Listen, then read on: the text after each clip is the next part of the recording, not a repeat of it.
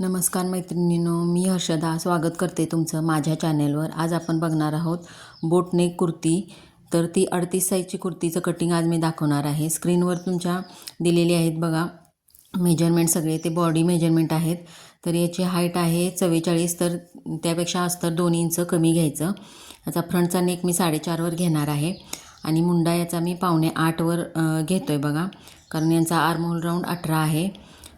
So तो match करण्यासाठी 7.25वर मुंडा घेतो आहे. तर आता याची कमरेची उंची 14.5वर घेणार आहे आणि हिपची उंची आहे ती 22 इंचावर घेणार आहे. तर आता शोल्डर बघूया.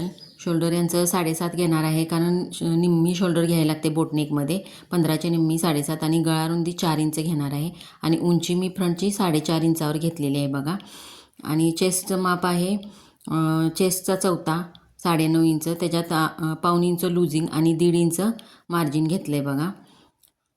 जे स्क्रीनवर मापं तुम्हाला दाखवली होती तेच मापं आहेत, फक्त लूजिंग त्यात ॲड करायचं आहे. हे 34 आहे कमरेचं माप, त्याचा चौथा भाग 8.5 अधिक अर्धा इंच लूजिंग आणि 9 इंचावर मार्किंग केलं आहे. आता हे हिप 44 आहे, तर त्याचा चौथा भाग 11 आणि अर्धा इंच लूजिंग आणि 1.25 इंच मार्जिन दिलेलं आहे.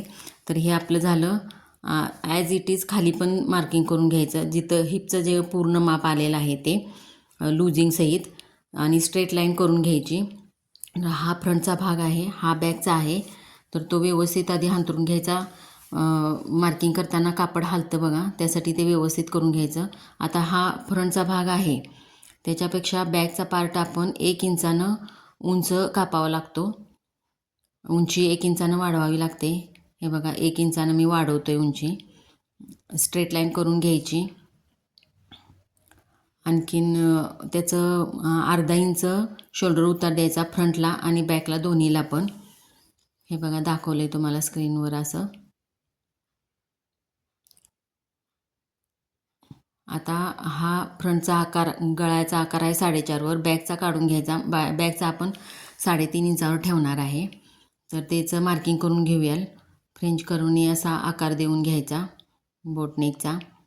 खूप छान आकार येतो बोटनेकचा आकार. असा व्यवस्थित आकार दिसेल असा करून घ्यायचा. तर हा फ्रंट बॅकचा आकार तयार झालेला आहे आपला. तर आता हे मी गळ्याचे आहे ते गळे मी कॅनव्हासवर काढणार आहे. आणि आधी आपण आता बॅकचा पार्ट बॅकच्या पासून सुरुवात करायची. म्हणजे आधी बाहेरून मार्जिन जेवढं आपण केलेलं आहे ते करून घ्यायचं. फ्रंट बॅक असं लिहून घ्यायचं त्याच्यावर, म्हणजे आपल्याला कट केल्यानंतर पुन्हा पार्ट समजत नाहीत कुठला फ्रंट कुठला बॅक, त्यासाठी आधी करून घ्यायचं. आणि मार्किंग करताना कापड हलतं आहे बघा, ते व्यवस्थित असं करून घ्यावं लागतं आहे. अजिबात सुरकुत्या पडल्या नाही पाहिजेत, कारण थोडं जरी सुरकुत्या पडल्या तर आपलं फिटिंगमध्ये फरक पडतो बघा. हे बघा आता आपण आता कट करायला सुरुवात करूया. आता फ्रंट बॅक आधी कट करून घ्यायचा. आधी बाहेरच्या बाजूने सगळी आउटलाईन कट करून घ्यायची. याचा आता कट झालेला आहे आपला. हा फ्रंट आहे. आधी नॉच मारून घ्यायचे कमरेचे, फिटिंगचे, वरचे आणि हिपचे. असे नॉच मारून घेतल्यानंतर आपल्याला फिटिंग टाकताना विचार करावा लागत नाही. नॉचपासून आत 1.5 इंच मार्किंग टाकलं की आपलं फिटिंग व्यवस्थित होऊन जातं. तर बघा आता हे गळ्याचं पण कटिंग करून घ्यायचं तिथं नॉच देऊन. तर हे आता आपण बाजूला बॅक आपला झालेला आहे. आता फ्रंट अंतरून घेऊया व्यवस्थित. तर आता हा फ्रंटचा मुंडा जो आहे तो 1.5 इंच आत घेऊन कटिंग केलेला आहे. आता वरचं 1 इंच मार्जिन वाढवलेलं मी कट केलं आहे बघा फ्रंटसाठी. आता शोल्डर उतार पण कट केला. हा फ्रंटचा मुंड्याचा आकार कट केला. आता कॅनव्हासवर आपण गळे काढणार आहे. तर आता याचं मेन फॅब्रिक आहे हे, त्याच्यावर व्यवस्थित कट करून घ्यायचं. अंतरून घेऊन सेंटर डिझाईन असले की सेंटर ॲडजस्ट करावा लागतो बघा त्या डिझाईननुसार. तर हे बघा आता हे असं 1.5 इंच अर्धा इंच मार्जिन ठेवून कट करून घ्यायचं. आता हा बॅकचा पार्ट आपण कट करून घेऊया. बॅक थोडासा आपल्याकडं ओढून करून घ्यायचा, कारण त्याच्यावर काही डिझाईन नाही आहे.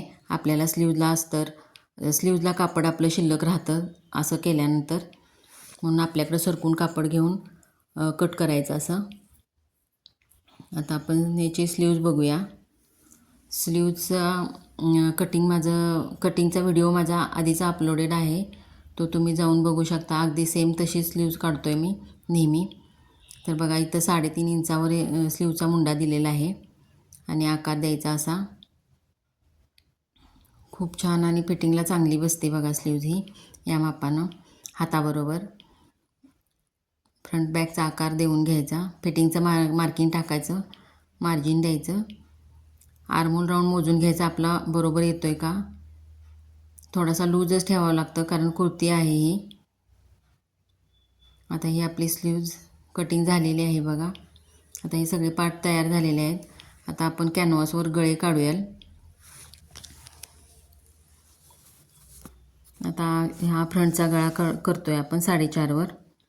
असा बॉक्स तयार करून घ्यायचा. 1.5 इंचावर असा आकार देऊन घ्यायचा. कॅनव्हास कट करून घ्यायचा आणि हा कपड्यावर असा चिटकवून घ्यायचा इस्त्री लावून.